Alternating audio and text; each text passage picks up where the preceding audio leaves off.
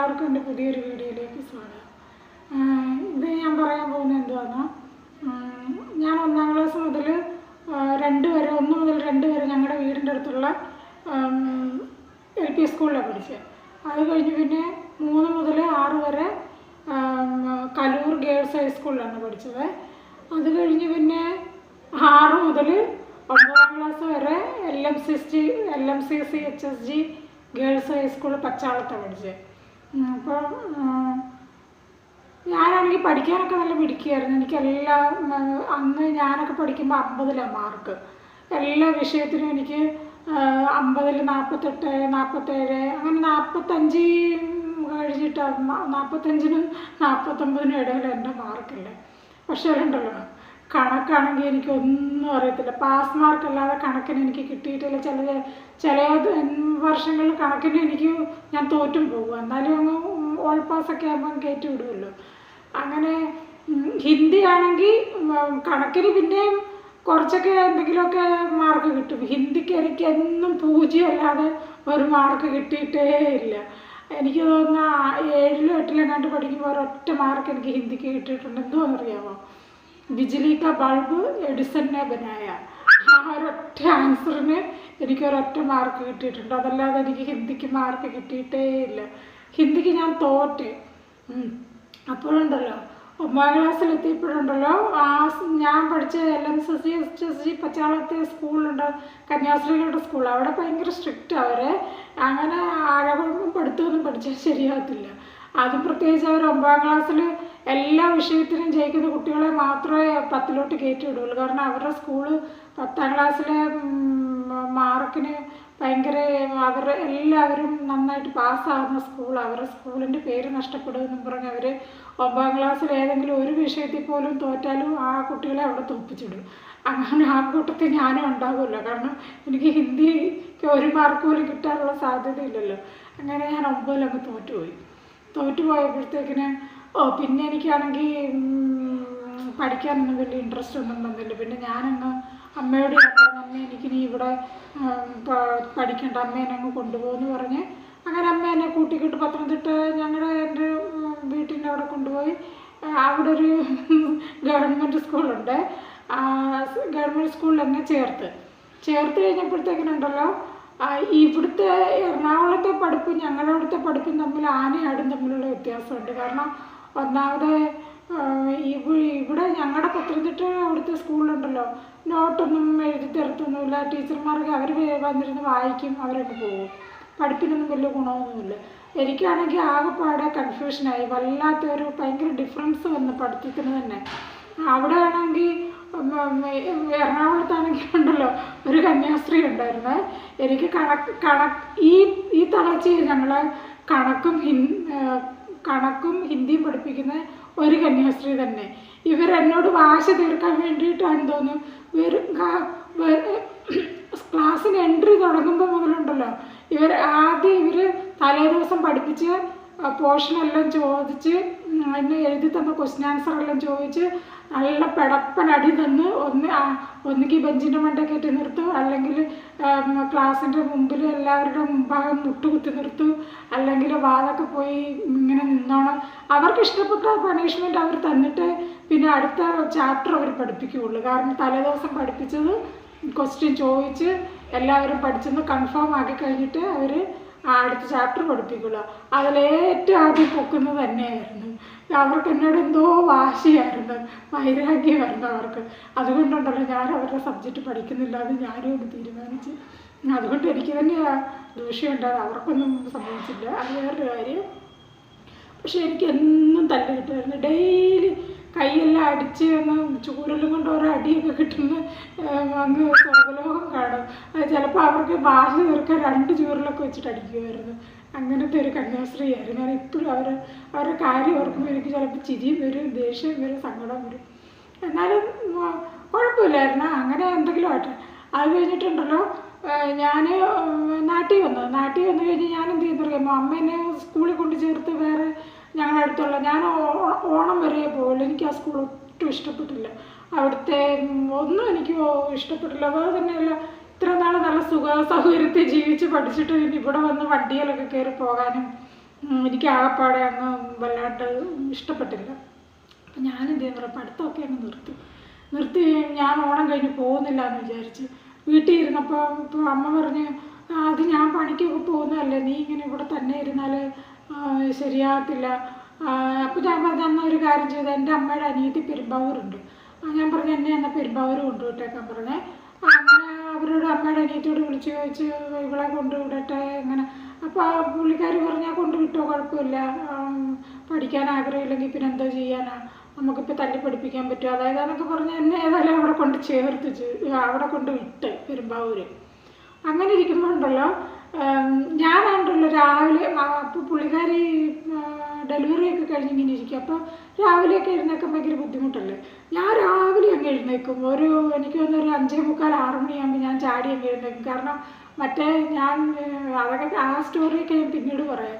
ഞാൻ പഠിച്ചവൾ രാവിലെ 5 മണിക്ക് എഴുന്നേക്കണം. അപ്പോൾ ആ ശീലമാണ് എനിക്ക്. അതുകൊണ്ട് ഞാനൊരു 5:05 ആകുമ്പോഴത്തേക്കിന്, 5 മണിയാകുമ്പോഴേ ഞാൻ ഉറക്കം എണീക്കും, 5:05 ആകുമ്പോഴത്തേക്കിന്. അപ്പോൾ എന്നോട് പുള്ളിക്കാരി പറഞ്ഞു, നീ ഒരു കാര്യം ചെയ്യണം, നീ നേരത്തെ എഴുന്നേക്കുന്നതല്ലേ, ഈ മുറ്റമൊക്കെ ഒന്ന് തൂത്തിടണമെന്ന് പറഞ്ഞേ. അപ്പോൾ ഞാൻ എന്ന് രാവിലെ, അപ്പോൾ എനിക്കൊരു ഡ്യൂട്ടി ആയല്ലോ, എൻ്റെ ടൈം പാസ്സുമായി, എനിക്കൊരു ജോലിയായി. അപ്പം രാവിലെ എഴുന്നേറ്റ് ഞാൻ എന്നും മുറ്റം ഇഷ്ടം പോലെ ഉണ്ട്, അവിടെ എല്ലാം അങ്ങ് തൂത്തുവാരി കഴിഞ്ഞിട്ട് പിന്നെ ഇങ്ങനെ അങ്ങ് ഇരിക്കും. പിന്നെ വേറെ ജോലിയൊന്നുമില്ല കേട്ടോ, എന്നെ കൊണ്ട് അങ്ങനെ ജോലിയൊന്നും ചെയ്യിപ്പിക്കത്തൊന്നുമില്ല എൻ്റെ അമ്മയുടെ നീത്തി. വെറുതെ ചുമ്മാതെ പകൽ മുഴുവൻ അതുവഴി ഇതുവഴിയൊക്കെ നടക്കും, അത്രയേ ഉള്ളൂ. പക്ഷേ ഒരു ദിവസം എന്നോട് പറഞ്ഞു, നീ നേരം വെളുത്ത് രാവിലെ എഴുന്നേൽക്കുന്നതല്ലേ, ഒരു കാര്യം ചെയ്യണം, അത് കഞ്ഞി അങ്ങ് നേരത്തെ ഇടണമെന്ന് പറഞ്ഞു. ഞാൻ പറഞ്ഞു ഓക്കെ, കഞ്ഞി ഞാൻ ഇട്ടോളാം, കുഴപ്പമൊന്നുമില്ല.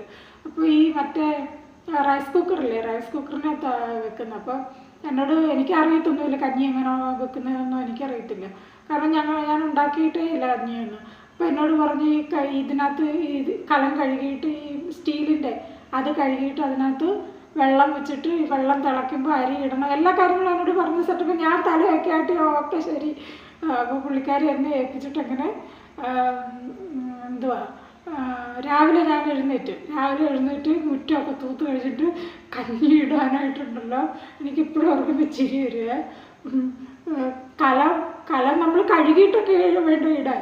ഞാനെന്ത് ചെയ്യുന്നറിയാമോ, കലമാണെങ്കിൽ ചുമ്മാതെ കുറച്ച് വെള്ളം ഒഴിച്ച് ഇങ്ങനെ ആക്കിയിട്ടുണ്ടല്ലോ, അതിനകത്ത് നിറച്ച് വെച്ചിട്ട് അരിയൊക്കെ അങ്ങ് ഇട്ട് എല്ലാം റെഡിയാക്കി.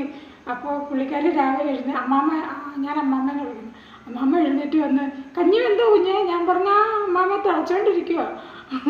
പുള്ളിക്കാരൊക്കെ അമ്മാമ്മയാണെങ്കിൽ കഞ്ഞിയുടെ ഇത് അടപ്പ് തുറന്നു നോക്കിയപ്പോൾ ഉണ്ടല്ലോ, ഈ തലേദിവസം വെച്ച് ചോറിൻ്റെ ഈ പറ്റിപ്പിടിച്ചിങ്ങനെ ഇരിക്കത്തില്ലേ, അത് മുഴുവൻ ഇങ്ങനെ കലത്തിൻ്റെ ചുറ്റും ഇങ്ങനെ പറ്റിപ്പിടിച്ചിരിക്കണം. പുള്ളിക്കാരി ഭയങ്കര വൃത്തിക്കാരിയാണ്, കണ്ടപ്പോഴേ മനസ്സിലായി കലം കഴുകിയിരുന്നു പുള്ളിക്കാരി. അമ്മാമ്മ എന്ത് ചെയ്യുന്നറിയാം, ആ കലം എടുത്ത് പുറത്തോട്ടൊരു ഒറ്റ കയറി വെച്ചെടുത്ത് കലവും ഞാനിട്ട് ആ ചോറും വെള്ളവും കലവും എല്ലാം കൂടെ ഒറ്റ കയറി വെച്ച് കൊടുത്ത്. എനിക്കാണെങ്കിൽ ഇത് ഭയങ്കരമായിട്ട് അങ്ങ് വിഷമമായിപ്പോയി, ഭയങ്കര വല്ലാത്തൊരു ഫീലിംഗ് ആയിപ്പോയി. എന്നിട്ട് ഞാൻ അവിടെ മാറിയിരുന്നങ്ങ് കരഞ്ഞു കേട്ടോ, ഒത്തിരി നേരം കരഞ്ഞു കഴിഞ്ഞിട്ട് അപ്പം അപ്പുറത്ത് അവിടെ ഇവരുടെ വീടിൻ്റെ തൊട്ടപ്പുറത്തായിട്ടൊരു അമ്മയുണ്ട്. ആ അമ്മയാണെങ്കിൽ തന്നെയാണ് അവിടെ താമസിക്കുന്നത്, അവരുടെ മക്കളൊക്കെ ഗൾഫിലാണ്. അപ്പോൾ ഈ അമ്മച്ചിയാണെങ്കിൽ പത്രം വരുത്തുവേ. അപ്പോൾ ഞാൻ കുറേ നേരം ഇപ്പോൾ ഞാൻ പിണങ്ങി അങ്ങ് പോയി അവരുടെ വീട്ടിൽ പോയിരിക്കുക. അപ്പോൾ എൻ്റെ അമ്മാമ്മയ്ക്ക് മനസ്സിലായി ഞാൻ പിണങ്ങിപ്പോയിരിക്കുവാന്ന്. അപ്പോൾ പുള്ളിക്കാരി ഓർത്ത് ഇച്ചിരി കഴിഞ്ഞ് വിളിക്കാം, ബ്രേക്ക്ഫാസ്റ്റൊക്കെ ആയിട്ട് വിളിക്കാമെന്ന് വിചാരിച്ചിട്ടായിരിക്കും, പെട്ടെന്ന് തന്നെ വിളിച്ചൊന്നുമില്ല. ഞാനപ്പോൾ അവിടെ നിന്ന് ഇങ്ങനെ പത്രങ്ങളെല്ലാം ഇങ്ങനെ വായിച്ച് വന്നപ്പോഴുണ്ടല്ലോ, പിന്നെ എന്തുവന്നാൽ ഈ അഡ്വർടൈസ് കൊടുക്കുമല്ലോ പത്രത്തിനകത്ത്, വേലക്കാരികളെ ആവശ്യമുണ്ട് അതായതാന്നൊക്കെ. എൻ്റെ കണ്ണിൽ ആദ്യം പെട്ടതൊരു വീട്ടിൽ ഒരു വേലക്കാരി ആവശ്യമുണ്ടെന്ന്. ഞാനോർത്താ ഇത് തന്നെ നല്ല വഴിയാണ്, വേലക്കാരിയല്ലേ, ഇവിടെ കലം മര്യാദയ്ക്ക് കഴുകാൻ അറിയാൻ വയ്യാത്ത ആൾ വേലക്കാരിയായിട്ട് പോകാനായിട്ട് നിശ്ചയിച്ചിരിക്കുന്നത്. എന്തുവായാലും ഞാൻ എന്ത് ചെയ്യുന്നറിയാമോ, അന്ന് രാത്രി അങ്ങ് കിടന്നുറങ്ങി. എൻ്റെ കയ്യിൽ എന്തോ കുറച്ച് പൈസയും വേണ്ടുണ്ടായിരുന്നു, അമ്മ പോകാൻ നേരത്ത് എൻ്റെ കയ്യിൽ കുറച്ച് പൈസ തന്നായിരുന്നു. അപ്പോൾ അത് ഞാനിങ്ങനെ കയ്യിലിങ്ങനെ ചുമ്മാ അതിങ്ങനെ വെച്ചിരിക്കുമായിരുന്നു. എന്തുവായാലും ചുരുക്കി പറഞ്ഞാൽ അന്ന് രാത്രി കഴിഞ്ഞു കൂടി. പിറ്റേ ദിവസം രാവിലെ നേരം വെളുത്ത് ഞാൻ എന്ത് ചെയ്യുന്നറിയാമോ, റോഡിലിറങ്ങി വണ്ടി കയറിയുണ്ടല്ലോ. അപ്പോൾ ഈ അഡ്രസ്സ് എവിടുത്തെയാണെന്നറിയാമോ, എറണാകുളത്ത് ഇവിടെ എന്തോന്നാ പാലാരിവട്ടത്തിൻ്റെ അടുത്ത് വേറൊരു സ്ഥലമുണ്ടല്ലോ, എന്തോന്നാ സ്ഥലത്തിൻ്റെ പേര് ഞാനങ്ങ് പറഞ്ഞു, പാലാരിവട്ടത്തിൻ്റെ അടുത്തായിട്ടാണ്. അവിടെ ഈ വീട്. അപ്പോൾ ഞാനങ്ങനെ പാലാരിവട്ടത്ത് ചെന്ന് ബസ്സിറങ്ങി അന്ന് എനിക്ക് തോന്നുന്നു കോയിനാണോ അതോ ഡബ്ബയാണോ എന്ന് എനിക്ക് ഓർമ്മയില്ല, എങ്ങനെയാണെന്ന് അറിയത്തില്ല. ഞാൻ ഫോൺ വിളിച്ചാൽ ഈ തന്ന ഫോൺ നമ്പറിൽ ഇവർ ഈ അഡ്വർടൈസിൻ്റെ താഴെ ഫോൺ നമ്പർ കാണുമല്ലോ, ആ ഫോൺ നമ്പറിൽ ഞാൻ വിളിച്ചപ്പോഴത്തേക്കിനുണ്ടല്ലോ ടൂൺ ടൂൺ ടൂന്ന് ശബ്ദമല്ല, അതൊന്നും കേൾക്കാനില്ല. ഓപ്പോസിറ്റ് സൈഡിൽ ഒരു ശബ്ദമില്ല, ടൂൺ ടൂന്ന് കേൾക്കാം. എനിക്ക് ആകെപ്പാടെ അങ്ങ് ടെൻഷനുമായി. എന്തോ ചെയ്യും, എനിക്ക് തോന്നുന്നൊരു ഉച്ചയൊക്കെ കഴിഞ്ഞെന്ന് തോന്നേ. അപ്പോൾ ഞാൻ ചെന്ന് ഇറങ്ങിയതുണ്ടല്ലോ വലിയൊരു പച്ചക്കറി മാർക്കറ്റിൻ്റെ ഫ്രണ്ടിലാണ് ചെന്നിറങ്ങി. നല്ല ടെൻ്റ് അടിച്ച് വലിയ പച്ചക്കറി മാർക്കറ്റ്. അവിടെ കുറേ സ്ത്രീകളും പുരുഷന്മാരും എല്ലാം ഇരുന്ന് പച്ചക്കറി വിൽക്കുന്നുണ്ട്. അപ്പോൾ എനിക്കാണെങ്കിൽ അങ്ങ് സങ്കടം വന്ന് ഞാനിനി എന്തോ ചെയ്യും, തിരിച്ചു പോകാനായിട്ട് എൻ്റെ കയ്യിൽ പൈസയും ഇല്ല, ആരെയാണ് വിളിക്കുന്നത്, യാതൊരു ഇതുമില്ല. ഞാനോർത്ത വരുന്നിടത്ത് വെച്ച് കാണാമെന്ന് വിചാരിച്ച് ഞാൻ അവിടെ ഇങ്ങനെ കുറേ നേരം നിന്നേ. അപ്പോൾ ഞാനിങ്ങനെ നിന്നപ്പോഴുണ്ടല്ലോ ഒരു പച്ചക്കറി കടക്കാരൻ്റെ ഫ്രണ്ടിലാണ് ഞാനിങ്ങനെ നിൽക്കുന്നത്. അപ്പോൾ ഇങ്ങേരെന്നെ ഇങ്ങനെ ഒന്ന് നോക്കുവേ, കുറേ നേരം ഇങ്ങേരെന്നെ വാച്ച് ചെയ്തുകൊണ്ടിരിക്കുവാണ്. അപ്പോൾ എനിക്കാണെങ്കിൽ അങ്ങ് കരച്ചിട്ട് സഹിക്കാൻ വയ്യാഞ്ഞിട്ട് വയ്യ. ഞാനവിടെ നിന്ന് കരയാൻ തുടങ്ങിയപ്പോഴത്തേക്കിനും ഒരു മുസൽമാനായിരുന്നു, ഒരു മുസ്ലിം. കണ്ടിട്ട് എനിക്ക് അങ്ങനെ തോന്നുന്നത്, തലയിൽ നിസ്കാരത്തിൻ്റെ തഴപ്പ് കൊണ്ടൊരു തൊപ്പിയൊക്കെ വെച്ചിട്ടുണ്ട്, മുസൽമാനാണ്. അപ്പോൾ എന്നോട് വന്ന് ചോദിച്ചു, എന്തോ കൊച്ചേ കരയുന്നത് എന്തിനാന്ന് ചോദിച്ചു. അപ്പോൾ ഞാൻ പറഞ്ഞു, അപ്പോൾ ഞാനുള്ള കാര്യമെല്ലാം പറഞ്ഞ് ഇപ്പോഴത്തേക്കിനും എന്നോട് പറഞ്ഞ്, നിനക്ക് തിരിച്ചു പോകണോ അതോ ജോലിക്ക് പോകണോ? ഞാൻ പറഞ്ഞു എനിക്ക് തിരിച്ചു പോകണ്ട, എനിക്ക് എവിടെയെങ്കിലും ജോലിക്ക് കയറിയാൽ മതി എന്ന് പറഞ്ഞ്. അപ്പോൾ എന്നോട് പറഞ്ഞ് തിരിച്ചു പോകണമെങ്കിൽ ഞങ്ങളെല്ലാവരും കൂടെ പൈസ പിരിച്ച് നിനക്ക് തരാം, അല്ലെങ്കിൽ ഞങ്ങളുടെ ആരെങ്കിലും വീടുകളിൽ നിർത്തിയിട്ട് പിറ്റേ ദിവസം നിൻ്റെ വീട്ടുകാരെ വിളിച്ചിട്ട് നിന്നെ പറഞ്ഞു വിടാൻ കൂടെ, അല്ല എന്നുണ്ടെങ്കിൽ ഒരു കാര്യം ചെയ്യും, ജോലിക്ക് പോകണമെങ്കിൽ അങ്ങനെ. ഞാൻ പറഞ്ഞു എനിക്ക് തിരിച്ചു പോകണ്ട, എനിക്ക് ജോലിക്ക് കയറിയാൽ മതി എവിടെയെങ്കിലും എന്ന് പറഞ്ഞ്. അപ്പോഴത്തേക്കിനാണെങ്കിൽ ഇങ്ങനെ ഇരിക്കുന്നതിൻ്റെ തൊട്ടപ്പുറത്ത് വേറൊരു സ്ത്രീ പച്ചക്കറി വിൽക്കുന്നുണ്ട്. അപ്പോൾ അവരെ വിളിച്ചിട്ട് അവരോട് പറഞ്ഞാൽ നിങ്ങളുടെ കൂട്ടത്തിലുള്ള കൊച്ചാ, എന്നാ പിടിച്ചോ ഇതിനെ അങ്ങ് നിൻ്റെ കൂടെ ഇരുത്താനെന്ന് പറഞ്ഞ് അങ്ങനെ എന്നെ ആ ചേച്ചിയുടെ അടുത്ത് കൊണ്ടിരുത്തിയപ്പോഴത്തേക്കിന് എനിക്ക് പിന്നെ ചായയും ബിസ്ക്കറ്റും അതും ഇതും ഏതാണ്ടൊക്കെ ഇവർ മേടിച്ചത് ഞാനതൊക്കെ തിന്ന് ഇങ്ങനെ ഇരിക്കും. അപ്പോൾ ഈ മുസൽമാനായിട്ടുള്ള പുള്ളിക്കാരൻ എന്നോട് എന്ന് പറഞ്ഞ് ജോലിക്ക് പോകണോ, ജോലിക്ക് കയറണോ അല്ലേ, ഇപ്പോൾ 2-3 പ്രാവശ്യം എൻ്റെ അടുത്ത് ജോലിക്ക് കയറണോ അല്ലേ, നിർബന്ധമാണോ, വീട്ടിൽ പോകണ്ടല്ലേ, തീരുമാനിച്ചോ? ഞാൻ പറഞ്ഞു ആ തീരുമാനിച്ചു.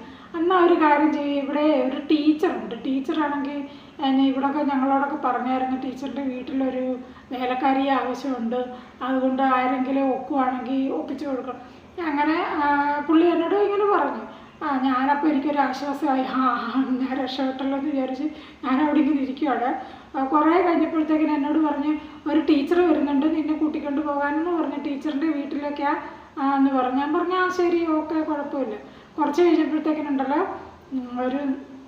ഒരു ശാരീരസുന്ദരിയായ ഒരു ടീച്ചർ വന്നു കേട്ടോ. കാണുമ്പോഴേ നമുക്ക് നല്ല സ്ത്രീത്വം, നല്ല ഒരു ടീച്ചറമ്മ, നല്ലൊരു ടീച്ചറമ്മ തന്നെയാണ്. നല്ല പ്രായമൊക്കെ ഉണ്ട് കേട്ടോ. ഒരുമാതിരി എനിക്ക് തോന്നുന്നു അന്ന് 48-49 വയസ്സ് കാണുമായിരിക്കും പുള്ളി. സ്കൂളിൽ നിന്ന് വരുക.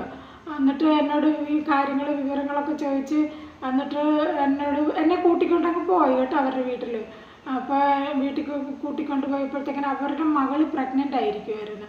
അപ്പോൾ പിന്നെ കുട്ടികളുണ്ടാവുമല്ലോ, അപ്പോൾ കുഞ്ഞിനെ നോക്കാനും അങ്ങനെയൊക്കെ അതിനൊക്കെ പുള്ളിക്കാരി ഒന്ന് ഹെൽപ്പ് ചെയ്യാൻ വേണ്ടിയിട്ടാണ് എന്നെ കൂട്ടിക്കൊണ്ട് പോയത്. അപ്പോൾ ടീച്ചർ അവിടെ ചെന്നിട്ട് എന്നെ കണ്ടു കിടന്ന് പറഞ്ഞു, നല്ലൊരു കുടുംബത്തിലെ കൊച്ചാണെന്ന് തോന്നുന്നത്, എന്തിനാ നീയൊക്കെ ഇങ്ങനെ വഴിതെറ്റി ഇറങ്ങിപ്പോകുന്നത്, ഒരു കാര്യം ചെയ്യുക, അഡ്രസ്സ് താ, ഞാൻ വീട്ടിലോട്ട് കത്തില്ല, നിൻ്റെ അമ്മ വന്ന് നിന്നെ കൂട്ടിക്കൊണ്ട് പോകും, വെറുതെ പഠിച്ചോണ്ടിരിക്കുമല്ലായിരുന്നോ, ഇങ്ങനെയൊക്കെ ഇറങ്ങി വന്ന അവരൊരു ടീച്ചറല്ലേ. അപ്പോൾ അതിൻ്റേതായ ഒരു ടീച്ചർ എങ്ങനെ ഒരു കുട്ടിയോട് ഉപദേശിക്കുന്ന അതേ രീതിയിൽ എന്നെ നന്നായിട്ട് ഉപദേശിച്ചു. നീ തിരിച്ചു പോകും. ഞാൻ പറഞ്ഞു കഴിഞ്ഞാൽ എന്തൊക്കെ സംഭവിച്ചാലും ഞാൻ തിരിച്ചു പോകുന്ന കാര്യമേ ഇല്ല, എനിക്ക് പഠിക്കുകയും വേണ്ട, എനിക്ക് തിരിച്ചു പോവുകയും വേണ്ട. അങ്ങനെ ടീച്ചർ പറഞ്ഞു എന്നാൽ ശരി നിൻ്റെ ഇഷ്ടം പോലെ എന്ന് പറഞ്ഞിട്ട് എന്നെ അവരുടെ വീട്ടിൽ 2-3 ദിവസം നിർത്തി. അപ്പോൾ ചേച്ചിയെ കെട്ടിച്ച് വിട്ടിരിക്കുന്ന കടുത്തുരുത്തിയില്ല. അപ്പോൾ അവർ വന്ന് കടുത്തുരുത്തിയിൽ ചേച്ചിയുടെ ഭർത്താവും ചേച്ചിയൊക്കെ വന്ന് എന്നെ അങ്ങ് കൂട്ടിക്കൊണ്ടുപോയി, കടുത്തുരുത്തി കൂട്ടിക്കൊണ്ടുപോയി. അവിടെ എനിക്ക് ഒന്ന് ഒരു 5-6 മാസം നിന്നെന്ന് തോന്നുന്നു. 5-6 മാസം നിന്ന് അവിടെ എനിക്ക് വലിയ ജോലിയൊന്നുമില്ല കേട്ടോ. എന്തെങ്കിലുമൊക്കെ കറിക്കൊക്കെ അരിഞ്ഞു കൊടുക്കുക, പിന്നെ ആ പറമ്പിൽ കിടക്കുന്ന ചൂട്ടും മടലും ഒക്കെ വെട്ടി കൊണ്ട് വിറക് പുരയ്ക്കകത്ത് കൊണ്ടിടുക. പിന്നെ എന്തുവാ അങ്ങനെയൊക്കെയുള്ള വെയിലൊന്നും കൊള്ളുകയൊന്നും വേണ്ട. അങ്ങനെ വെയിലൊക്കെ ആറുമ്പോഴേ അവിടെ ഒരു അമ്മയുണ്ട്, ആ അമ്മയും നല്ലതായിരുന്നു. ഇവരെല്ലാവരും നല്ലവർ, എന്നോട് പ്രത്യേക ഒരു വാത്സല്യം. ഞാൻ